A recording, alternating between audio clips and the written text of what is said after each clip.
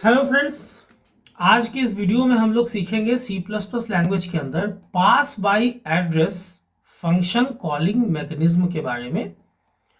आप देख रहे हैं आपका अपना YouTube channel coding with Cybertech. देखिए, जहां तक बेसिक्स की बात है, बहुत ध्यान से वीडियो के लास्ट तक बने रहेंगे।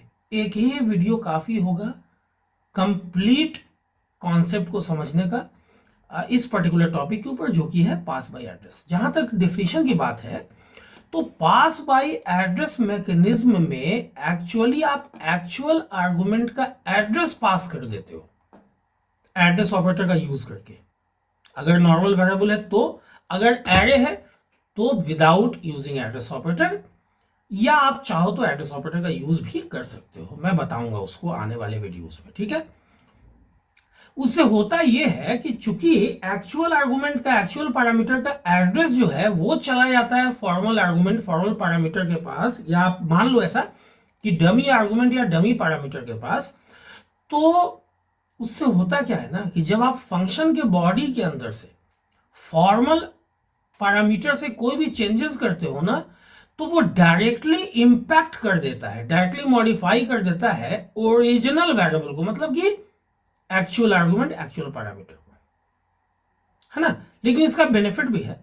यहां पे इस मैकेनिज्म से होता क्या है कि एक्चुअल पैरामीटर का कोई वैल्यू कॉपी नहीं होता है, तो कहीं ना कहीं मेमोरी एफिशिएंट भी है। तो पहले हम लोग बस इतने चीजों को समझते हैं, आगे और भी चीज समझेंगे। जैसे देखो, मैंने मान लो int एक वेरिएबल लिया जिसमें मैंने 100 रख दिया। ये आपका क्या है भाई? ये आपका एक्चुअल पैरामीटर है, या आप कह सकते हो कि ये आपका एक्चुअल आर्गुमेंट है। ओके, चलो ये तो ठीक है।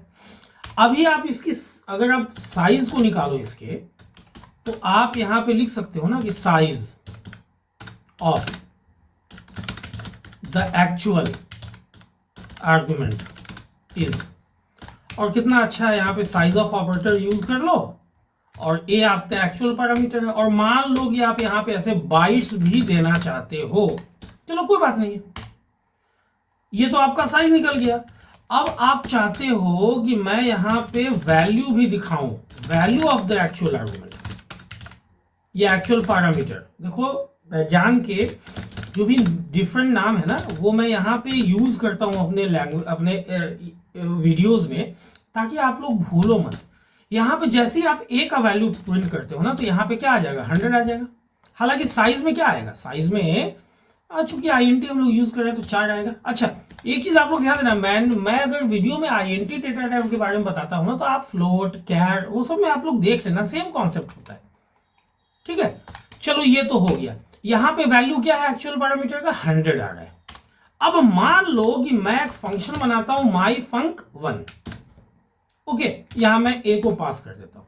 अच्छा, ए को ऐसे पास करने से आपको पास बाय एड्रेस मैकेनिज्म यूज करना है ना, तो यहां पे आपको क्या यूज करना होगा? एड्रेस ऑफ ए। देखो, सिर्फ ये जो address of a reference operator जो आपने लगा दिया ना, ये पास या कॉल बाय वैल्यू हो गया। लेकिन किस केस में? नॉर्मल वेरिएबल के केस में। एरे के केस में सिंगल पॉकेट में हम लोग इसको यूज करके देखेंगे, हो जाएगा। एरे के केस में दो अलग अलग टाइप से होगा। अगर एरे के केस में हम लोग ऐसे भी एरे का नाम पास कर देंगे ना, तो भी वो बेस एड्रेस ले लेगा, वो बाद की बात है। अभी हम लोग पहले बेसिक को समझ लेते हैं। तो फिलहाल नॉर्मल वेरिएबल जैसे INT हो, फ्लोट हो, कैर हो, डबल हो, लॉन्ग डबल हो, अनसाइंड INT हो, साइंड INT हो, आपको एड्रेस ऑपरेटर वेरिएबल के नाम के पहले लगाना होगा, मतलब प्रीफिक्स करना होगा। ये क्या हो गया आपका? कॉल या पास बाय क्या हो गया भैया? एड्रेस हो गया। ओके, चलो ठीक है। अब हम लोग यहां ऊपर जाके लिखते हैं void myfunc1। लेकिन अब ध्यान देना, यहां पे जो फॉर्मल आर्गुमेंट होगा ना, that must be a pointer. चलो मैं पॉइंटर ही नाम दे देता हूं, ताकि आप लोगों को याद रखने में आसानी हो। याद रखना, यहां पॉइंटर क्या है?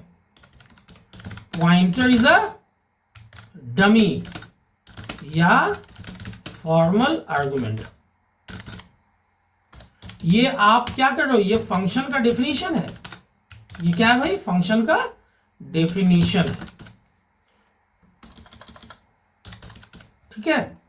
और ये यहां पे ये क्या है, ये आपका फंक्शन कॉलिंग है, फंक्शन कॉलिंग है। ये चीज बहुत इंपॉर्टेंस रखता है। जब भी आप पास या कॉल बाय एड्रेस मैकेनिज्म का यूज करते हो तो जो फॉर्मल आर्गुमेंट है, जो डमी आर्गुमेंट है, that must be a pointer. अब यहां जो पॉइंटर नाम का जो वेरिएबल है, ये कोई भी नाम का हो सकता है। ये कैसे समझ रहा है कंपाइलर, ये पॉइंटर जो है ये पॉइंटर ही है। या मान लो यहां हम लोग अगर p लिख देते हैं, अगर इसको हम लोग p कर देते हैं तो p is a dummy variable. तो ये p पॉइंटर कैसे है, due to this particular symbol. यहां पे देखो ये कोई ऑपरेटर नहीं है, ये एक सिंबल है। देखो जब भी किसी वेरिएबल को डिक्लेयर करने के वक्त अगर वेरिएबल के नाम के पहले आप एस्ट्रिक को यूज करते हो तो ये कोई ऑपरेटर नहीं होता है, ये सिर्फ एक सिंबल होता है जो कंपाइलर को बताता है कि भाई देख लो, आई एम अ पॉइंटर।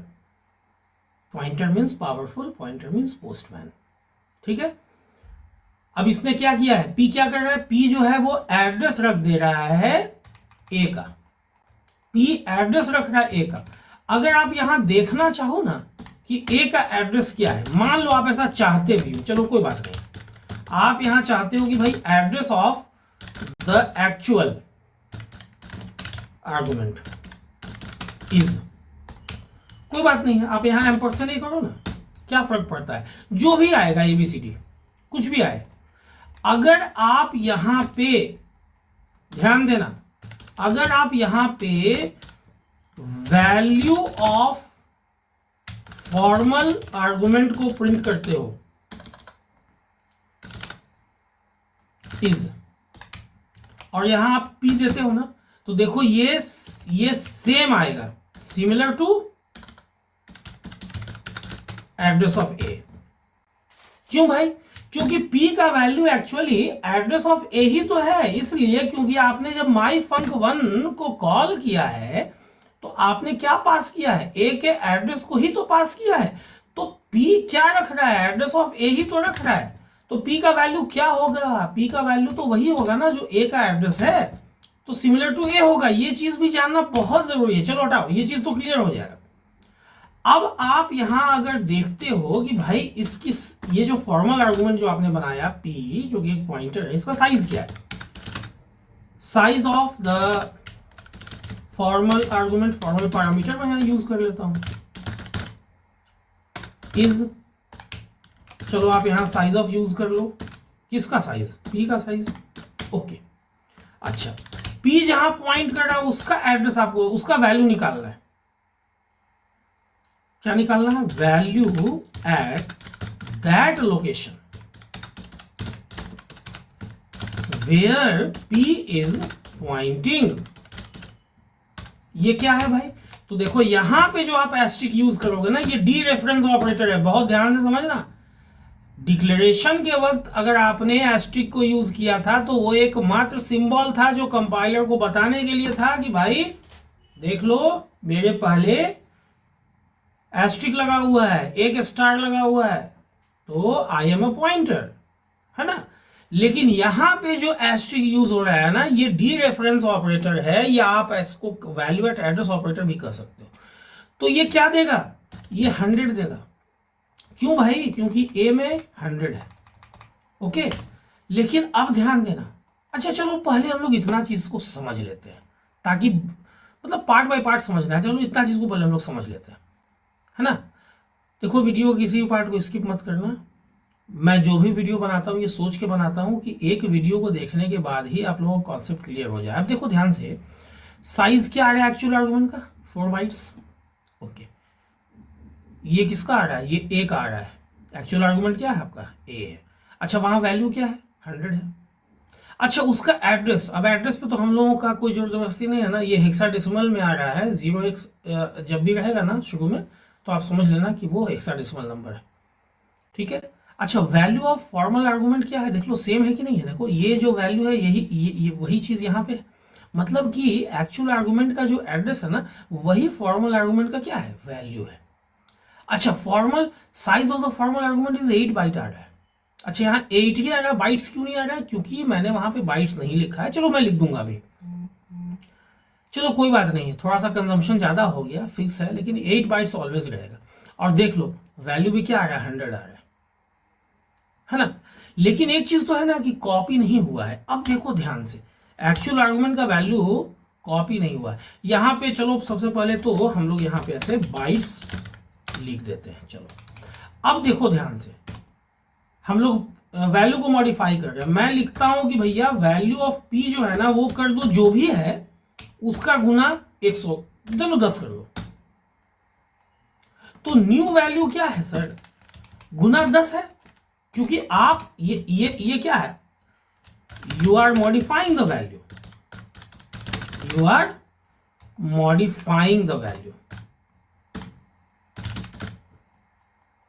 अब देखो यहां पे हम लोग फॉर्मल आर्गुमेंट पी का इस्तेमाल कर रहे हैं, लेकिन चूंकि फॉर्मल आर्गुमेंट पी जो है वो क्या है, वो एक पॉइंटर है, तो कहीं ना कहीं ये इंपैक्ट कहां करेगा, एक्चुअल आर्गुमेंट ए पर। तो अगर आप यहां पे पहले तो आप न्यू वैल्यू देख लो, न्यू वैल्यू तो ये 10 गुना ज्यादा हो जाएगा, मतलब 1000 हो जाएगा। और जब यहां से आप वापस आओगे ना और आप अगर एक्चुअल आर्गुमेंट का वैल्यू यहां प्रिंट करके देखोगे तो आपको पता चलेगा कि एक्चुअल आर्गुमेंट का वैल्यू भी चेंज हो गया है। देखो तो ध्यान से कंपाइल रन करके, जबकि ये पास बाय वैल्यू मतलब कि कॉल बाय वैल्यू में ये चीज नहीं था। देख लो ध्यान से समझना शुरू से, 4 बाइट्स है, साइज 100 है, जो भी उसका एड्रेस है वो प्रिंट हो गया, और वही एड्रेस देखो फॉर्मल आर्गुमेंट में पास हो गया। फॉर्मल आर्गुमेंट का वैल्यू क्या है, वही जो एक्चुअल आर्गुमेंट का एड्रेस है। देख लो साइज 8 बाइट है, पी का वैल्यू 100 है, लेकिन जैसे ही मैंने पी के वैल्यू को 1000 किया 10 गुना, देखो एक्चुअल पैरामीटर का भी वैल्यू चेंज हो गया। मतलब क्या है कि अगर आप बहुत ध्यान से समझना, अब मैं कैरेक्टरिस्टिक्स को समझा देता हूं बहुत ध्यान से, अब बस थोड़ा सा और सेक्शन बचा हुआ है तो वीडियो के लास्ट तक बने रहे। देखो इस ढंग का जो फंक्शन कॉलिंग मैकेनिज्म है ना, चूंकि इसमें फॉर्मल आर्गुमेंट रिसीव करता है एड्रेस को, तो इस वजह से आप जो भी चेंजेस करते हो ना फॉर्मल आर्गुमेंट में, कहां से, फंक्शन के बॉडी के अंदर से, वो ओरिजिनल आर्गुमेंट को, ओरिजिनल वैल्यू को, एक्चुअल आर्गुमेंट को मॉडिफाई कर देता है। लेकिन ये कहीं ना कहीं ज्यादा एफिशिएंट है लार्ज डेटा स्ट्रक्चर के लिए, स्पेशली क्लास स्ट्रक्चर वगैरह के लिए, ठीक है, क्योंकि इसमें कॉपी नहीं बनता है। लेकिन आपको अगर इस कॉन्सेप्ट को यूज करना है तो आपको पॉइंटर का कॉन्सेप्ट आना चाहिए, जो कि अपने आप में एक लेंदी चीज है, ठीक है। इसीलिए अभी हम लोग इसके बाद वाला वीडियो जो देखेंगे ना उसमें हम लोग पास बाय रेफरेंस को समझेंगे, जो दोनों का हाइब्रिड फॉर्म होगा, ठीक है। अब देखो एडवांटेजेस क्या क्या है पास बाय एड्रेस का। एडवांटेजेस ये है कि आपको फंक्शन अलाउ कर देता है कि आप चेंजेस कर सकते हो फॉर्मल आर्गुमेंट के थ्रू एक्चुअल आर्गुमेंट को के अंदर, सही बात है ना। एफिशिएंट है लार्ज डेटा टाइप के साथ, जैसे कि एरे हो गया, ऑब्जेक्ट हो गया, इसके बारे में भी हम लोग आने वाले वीडियोस में जानेंगे। और कहीं ना कहीं मेमोरी मैनेजमेंट जो है ना वो डायनेमिक होता है।